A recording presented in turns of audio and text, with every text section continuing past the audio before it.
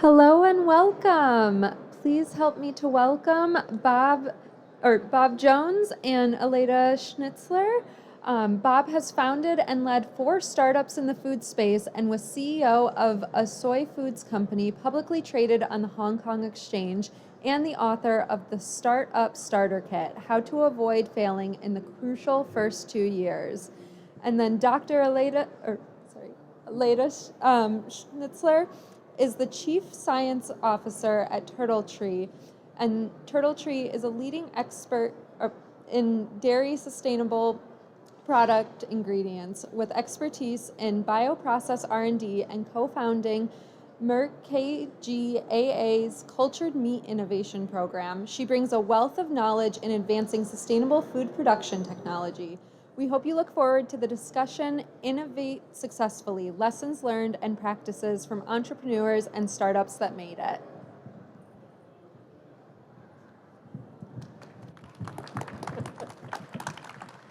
Thank you, Francis. So good afternoon. We know you probably all feel like you've had a lobotomy from walking around talking to people all day long. So Aletta and I thought we would speak in a soothing monotone and give you guys a chance to have a little nap.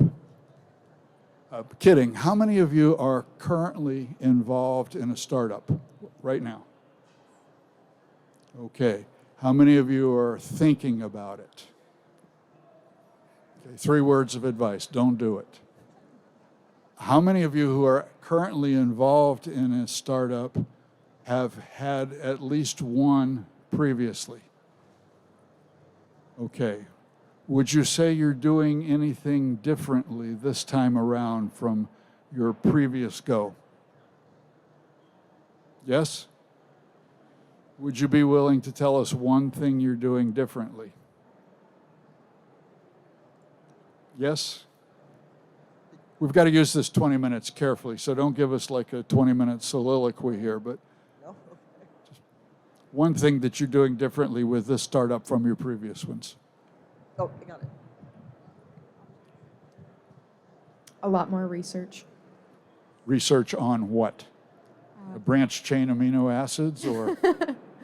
Those and the market, trying to understand the market. Market. Okay. Well, you can skip the remainder of the presentation today because you just hit the biggest hot button for both of us. Kidding. Aletta and I actually got together for a coffee or two trying to figure out what can we do in this 20 minutes that would provide you with some real value. What we did not want to do is just offer a bunch of platitudes about how wonderful and fulfilling the entrepreneurial life is, because it can be, but it also can be soul-crushing and incredibly difficult. We thought instead what we would do is talk a little bit about the unfortunate statistical fact that a few of these startups succeed, and sadly, most of them fail. And if you look at the statistics in the food industry, depending on how you measure it, somewhere between 90 and 95% of startups are gone after the first year. So we thought, well, maybe we can talk a little bit about what's the difference between those that succeed and those that fail, and try to bring you a couple of nuggets of real value. So with that as prelude, Aletta, no pressure or anything, tell us the difference between those that succeed and those that fail. Sure. So during our coffee chat, there were 3 main themes that came out, to the surface. And one was just mentioned. The number one was knowing your customer and knowing your market. And Bob is going to elaborate a little bit more on that later. Another one is having line of sight to commercialization, and especially around scale up. The third one that I have found really helpful, especially at TurtleTree, is forging really productive partnerships. So I've been with TurtleTree for about 1.5 years as chief scientist, but prior to that I was with Merck KGaA, which is a 60,000 person global company. And in that company, we had just about every resource at our disposal, from in-house consulting, legal consulting, central analytics with a team of 700 people that could help you analyze whatever chemical problem you had, experts across all sorts of different fields. And in my role at that company in R&D, I used those experts. I used all of those services. At TurtleTree, we have 45 extremely talented and motivated people. However, we do not have those kinds of resources. So we have to go externally to partner. We have a great lineup of consultants, for example, on regulatory side. We have found very talented CROs that can help us do some analytics or some research that we just don't have the bandwidth to do. And importantly, we have a lot of friends in the ecosystem. So there's one company in particular that we're friendly with. They use the same kind of technology that we do, precision fermentation, but they're making very different proteins. So we're not direct competitors, but we're using similar technologies. We're at similar stages, in our startup lives, thinking about regulatory, and there's a lot of learnings that we can share. There's a lot of, tips and tricks that we share with them, even on the manufacturing side and, the process development side. And finding those, relationships and really tuning them and fostering those kinds of friendships in the ecosystem. I think that's what it's really going to take to survive and thrive as a startup. Now, Bob, when we were having our coffee chat, I remember you used the term, what was it? I'm going to exact quote you. Who wins if you win? And I thought that was such like a simple question, but so poignant and to the point again about doing your research and like understanding who you should partner with and having those kinds of relationships. I wonder if you could dive in a little bit more on the who wins if you win concept. Thank you. Let me set the stage for a second. If I take the three things that you just listed, an awareness of your customer, a sight line towards scaling up, and proper partnerships, those in many ways are a proxy for the most important question that most startups don't ask, which is how will you make money? You might think you're in business to create polyphenols. You're not. You're in business to make money. Because if you don't make money, you won't be here next year. And so many people, particularly with backgrounds that are parallel to yours, focus on the technology and fail to focus on the market. Who's going to pay you for this and why? And with that as background, ask yourself, well, can you afford a 3,000 person sales force? Probably not. But if there's somebody out there whose success would be augmented by your own efforts, and they would love to see you succeed because it would help with their success, then a collaboration is mutually beneficial. And if you do it right, you end up with a very qualified sales force for free because the incentives are aligned. So somewhere along the way, while you're thinking about how will you make money, ask yourself, who wins if I win? Who would love, therefore, to see me win and would be very happy to join in the success effort? I got very interested in the question, why is it that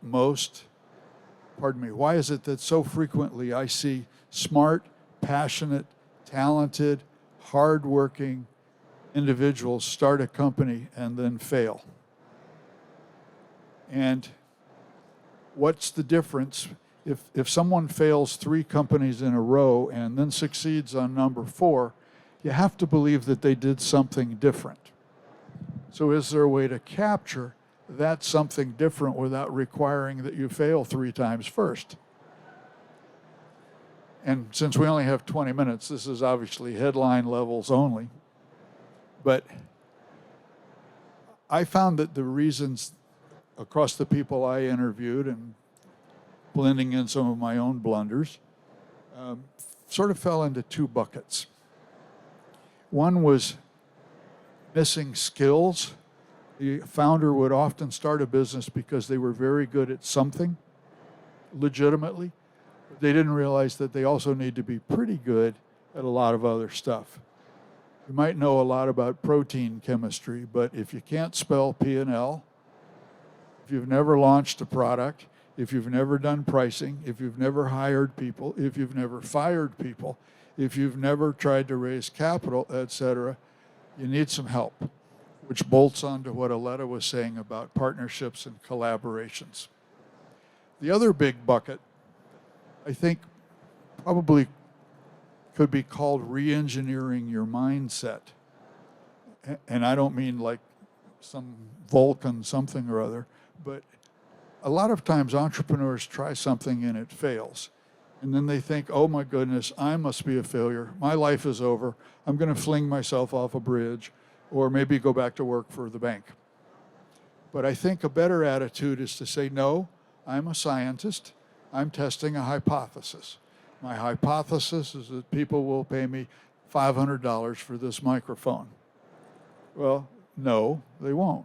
But that doesn't mean that I'm a failure. It just means time for a new hypothesis. It's common to call that pivoting, which is okay. You're testing hypotheses in the marketplace. And if it doesn't work, then reposition, try a new hypothesis. And I believe you guys went through a pivot of some kind. Yeah, we did. So TurtleTree was actually founded on the premise of cell-based milk. So that's using mammalian cells from mammary glands, biopsying, the cow, and culturing them in a dish, in a bioreactor, inducing them to lactate to make whole milk. This is, as you can imagine, a deep technical challenge. It takes a lot of development, and we are working on this and making strides. But our co-founders, Fenger and Max, again, getting at knowing the customer, knowing the market, they were just doing a lot of research, talking to dairy companies, talking to customers in the dairy industry. And what kept coming up was this very unique protein called lactoferrin that is very scarce, it's high value, it's highly functional, and it can bring a lot of value to many products, plant-based or otherwise. It's primarily used in infant nutrition now, but only premium baby formulas actually have it because it's scarce and expensive. So yes, they did do the pivot and start investigating precision fermentation as a way to make a specific ingredient while we continue some of our other pipeline projects. And I thought that was quite brilliant. It was one of the reasons actually I joined TurtleTree, because I saw that there was this short, mid, and long-term pipeline, and there was this thought process that was going, behind it. And it wasn't that there was a complete abandonment. It was that a strategy, a more holistic strategy, was coming into play to address a current, customer need using technology that's already proven to scale, that can then demonstrate we can take a product to market and can continue as we generate revenue to fund those other longer-term projects.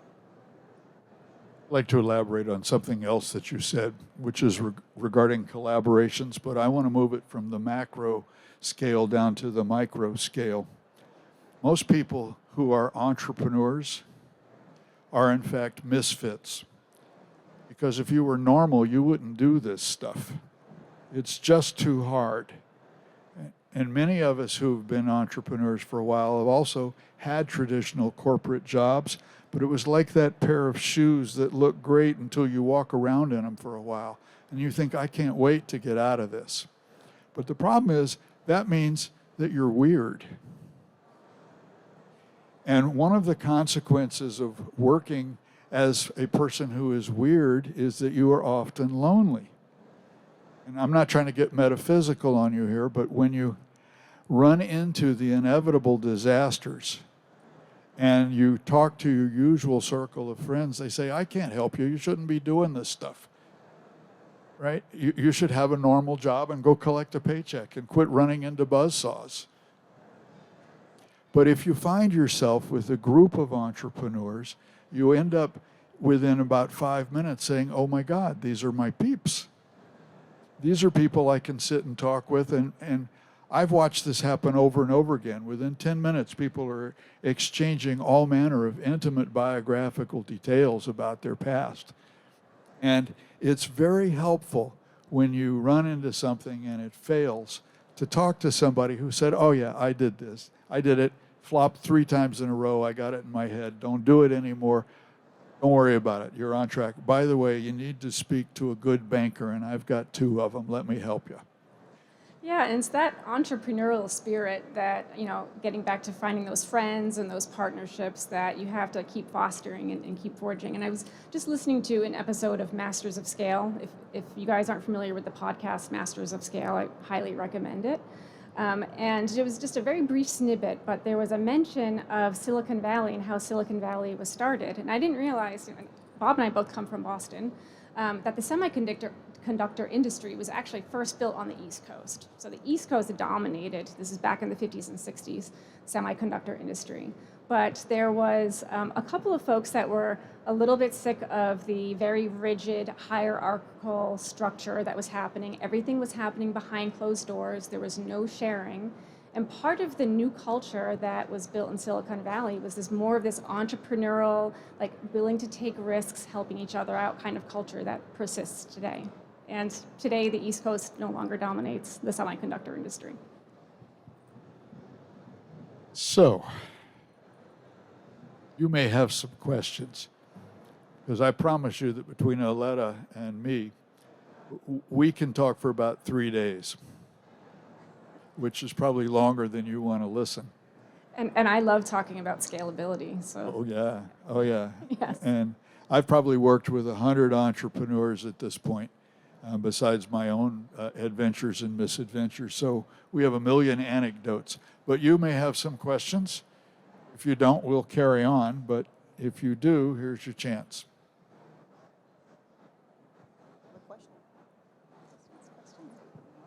Oh, we've got one in the back. There's a microphone for you, sir. How do we make people interest when you say about like collaborating and bringing people in? How do you bring people, especially when you are starting? It's such a new concept, so it's really difficult to, kind of sell and might not meet other interests. So how do you overcome that challenge? Yeah. I'll start, and then Bob is going to take it over from there. So I think that obviously there's an element of persistence and not giving up, right? And you have to find the right partners. But it gets back to like the whole who wins if I win kind of concept. Like where is that mutual benefit in the relationship? Whether it's a startup investor relationship, whether it's a client, customer relationship, there's always ways that each party is going to benefit. And I think it's finding that mutual ground, as well as potentially like the pre-competitive space, where you guys can help each other out. That's essential. And it's not always going to work out, right? It's not going to work out with everyone. So you just keep going and finding those, interested parties where you both have something to learn from each other. I agree with all of that. I also think that if you had to bundle it into 2 words, they would be unmet needs. If you can approach a prospective collaborator and say, I can solve a problem that is bothering you, and I can contribute strategic value, you've got their interest. And many startups come in and say, well, I can save you money. Yawn. I mean, maybe you can and maybe you can't. But if you can say, you have been trying for years to get into this market, and I can get you into that market. The first reaction is going to be, well, tell me more. And then we're on to who wins if you win. But people don't usually think beyond the first level of need. For example, you might think, I would have spent some time trying to find these stylish glasses, but I actually don't need glasses. What I need is to see better. So the need behind the need. And if you can get in there and talk a little bit about addressing the unmet need that the big company has, or the prospective collaborator has, you can contribute something to them and put yourself on equal standing. Agreed. Other questions? Okay, I've got a topic I'm going to talk about. Too late. Oh, give him a chance. All right. Go ahead. So you might have indirectly referred to it, but putting a good team together, right? Oh, yes. It's something I think is critical, right, in a startup. Yeah. How do you keep that team together? Because when you're small, everyone is doing a lot of things. There's going to be collusions happening, disagreements. How do you then still foster that collaborative nature? Yeah, absolutely. I think that you took the words right out of Bob's mouth because that was going to be his next topic. So thank you for the segue. Actually, we rehearsed this. I gave him $1 did you? outside and said, if things He's a slow down, plant. ask a question about the team. Very nice. Yeah, and I mean, this is definitely something that we work at really hard at TurtleTree. I mean, I'm chief scientist, and we have very talented, chief people officer and HR folks, but we all participate in exactly that, right? The talent scouting, the recruiting process, but also retention and development is huge. And so putting in place all of those elements. And I would say, things that have worked for us are diversity, diversity in experience. You want folks who are sort of new to the industry, fresh coming up in their career, but then you also need seasoned people who have been through it. So our leadership team is predominantly composed of folks who have gone through, some aspects of this. Not all of us have been at startups. Not all of us have been at big companies, but each person brings their unique perspective, and just trying to find that balance is so important. And then maybe this is getting a little bit too operational and into the minutia, but I've also found that just very clear roles and responsibilities in project charters helps a lot. So we actually put together a sort of product development process light version. I mean, just like for TurtleTree, not trying to over-engineer it, but really ensuring that the teams are communicating. It's just clear what everyone is doing. That's not to say that opinions aren't valued across functions. Of course they are. We have those conversations. We have brainstorming conversations, but those all get narrowed in quite quickly to really focus on the key objectives. So you just have to find the system that's working for you and your team. I find that you can solve a lot of these problems right at the front end by hiring the right people. And I've given up on trying to figure out how to motivate people. What I want is to find people who are already self-motivated, point them in the right direction, and get out of their way. And I have found that I have been able to hire very qualified people that I could not afford because they were already making way more than I could afford to pay them. And trying to appeal to their sense of creating wealth through equity was secondary or tertiary in their priorities. What they wanted was to do work that was meaningful. And that may sound sort of foo-foo, but honest to God, I could sit down and look at these people and say, if you're looking for a place where the work you do doesn't really matter, if you have a bad day and screw things up, doesn't matter. If you do something brilliant, doesn't matter. This is the wrong place. We need your best game every single day. And by the way, I need people who are better than I am. And P.S., I'm pretty good. So bring me your A game, or we won't be working together. But if that doesn't scare you away, let's talk. And a lot of problems sort of evaporate right at the front end. Yeah, that's so true, Bob. Couldn't agree more or less. The other thing, I always get that wrong. The other thing that we do a lot is give people the opportunities to kind of cross-train and have internal internships. Because when you find that talent, that self-motivated folks who should be the majority of your team, you also want to give them opportunities to learn about other aspects of the business and really tap in to that talent. Because you can train, for certain skills, but you can't train for that innate hunger and that innate drive. And then there's the really awkward question. Do I have 2 more minutes? Okay. What happens if you hire a weenie? That's a technical HR term. But if you hire enough people, sooner or later, somebody's got to go, right? Maybe the job outgrew them.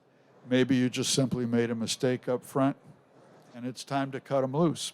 And many people find that to be very difficult. And indeed, probably the worst mistakes in what passes for a career for me have come from hiring the wrong people and taking too long to fire them. So there's a whole series of questions. How do you know it's time? How do you actually cut them loose? And what do you tell the remaining members of your team after you've cut them loose? And by the way, by the time you figure out it's time to fire them, your team has known it for 6 months. And if you haven't fired them, they look at you, as being a failure of leadership for letting the slacker stay on too long. So act decisively in these matters. And this is obviously a longer conversation. But where it gets really sticky is I ended up giving a couple-hour talk to a group of entrepreneurs a year or two ago, and one of them came up afterwards and she said, Bob, thanks to you, I've just figured out I have to fire my co-founder.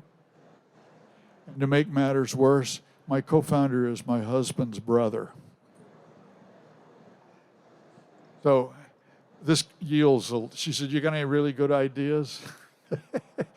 And it turned out after about a half an hour, we did in fact salvage the situation, and that's a whole nother story. But the takeaway is don't hire anybody you can't fire. So if it's your next door neighbor, if it's your babysitter, if it's a family member, if it's whatever, if there's going to be all sorts of social ramifications associated with cutting them loose, just give them your regrets up front and don't do it. You have to have a professional relationship. And within reasonable limits, you can say, hey, we're friendly, but beyond a certain point, we're not friends. We have a fiduciary obligation to our investors and to our customers to do the best job we can, and you're not getting it. So I want you to be successful somewhere, but it ain't going to be here. So I think we might be at time. So to wrap up, we have know your customer and market, design for scale, partner, and I'm going to add a fourth one, hire the right team, not your family. And look through the lens of how will you make money. Thank you very much. Thank you. Thank you to the speakers. Thank you to the audience. Make sure to return tomorrow for more Fireside Chats.